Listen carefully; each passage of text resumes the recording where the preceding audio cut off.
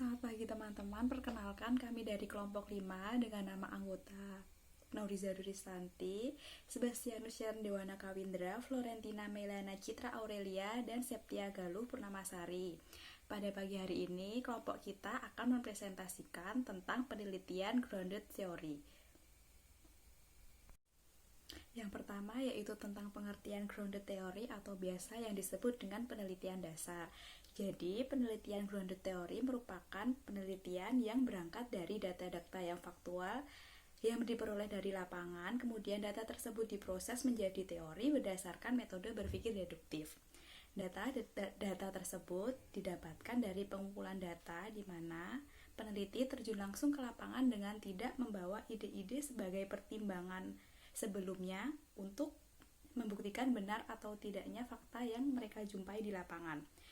Kemudian peneliti menganalisis data dengan analisis komparatif, di mana mengawali data dengan refleksif secara meneruskan dengan perbandingan interpretasi yang diterjemahkan dalam kode-kode dan kategori tertentu. Grounded theory merupakan prosedur penelitian kualitatif yang sistematis di mana peneliti suatu teori tersebut menerangkan konsep, proses, tindakan, atau interaksi mengenai topik pada level konseptual yang luas. Selanjutnya, tujuan dari grounded theory. Tujuan dari grounded theory adalah teoritisasi data. Teoritisasi data adalah metode penyusunan teori yang berorientasi dari tindakan atau interaksi. Pendekatan grounded theory menyusun teori berdasarkan data lapangan dengan alasan yang pertama, tidak ada teori a priori atau pengetahuan yang ada sebelum bertemu dengan pengalaman yang mampu mencangkup kenyataan berbeda-beda dalam kehidupan manusia.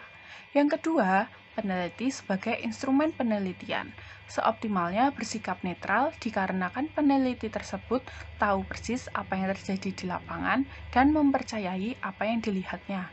Dan yang ketiga, teori dasar lebih dapat responsif atau dapat lebih sesuai dengan nilai-nilai konseptual. Berikutnya, ciri-ciri grounded theory. Berdasarkan penjelasan Strauss dan Corbin dalam buku Kosasi 2018 halaman 125-126, grounded theory mempunyai ciri-ciri yang pertama, dibangun dari data tentang sebuah fenomena, bukan suatu hasil pengembangan teori yang sudah ada. Kedua, penyusunan teori dilakukan dengan analisis data secara induktif, bukan secara deduktif seperti analisis data yang dilakukan pada penelitian kuantitatif. Dan yang ketiga, penyusunan teori yang benar harus dipenuhi dari 4 kriteria.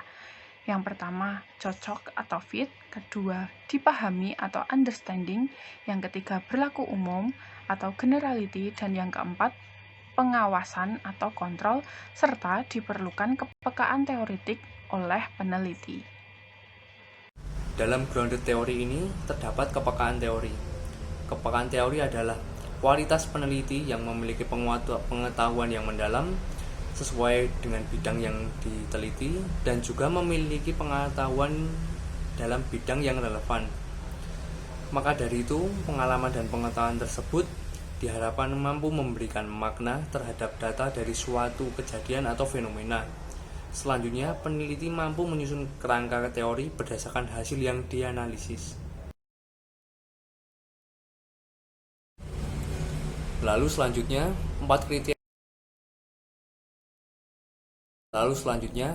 yang ketiga, berlaku umum.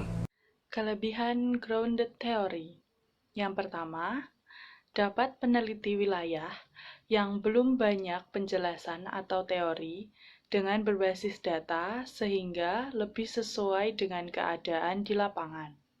Yang kedua, mengharuskan peneliti tidak berhipotesis agar kemampuan pemahaman peneliti tidak dibatasi pada teori atau tanggapan tertentu. Yang ketiga, grounded theory lebih terstruktur dalam proses pengumpulan data dan analisisnya dibandingkan dengan model riset kualitatif lain. Yang keempat, Peneliti tidak semata-mata bertujuan menguraikan atau menjelaskan, bahkan menjauhkan dari teori-teori yang sebelumnya ada, tetapi juga berusaha menghasilkan dan mengembangkan teori. Yang terakhir, kekurangan grounded theory. Yang pertama, memakan waktu yang cukup lama dikarenakan adanya tuntutan metodologinya yang mengharuskan peneliti bersikap sangat teliti dan rajin. Yang kedua, keterlibatan subjek berpengaruh pada hasil penelitian.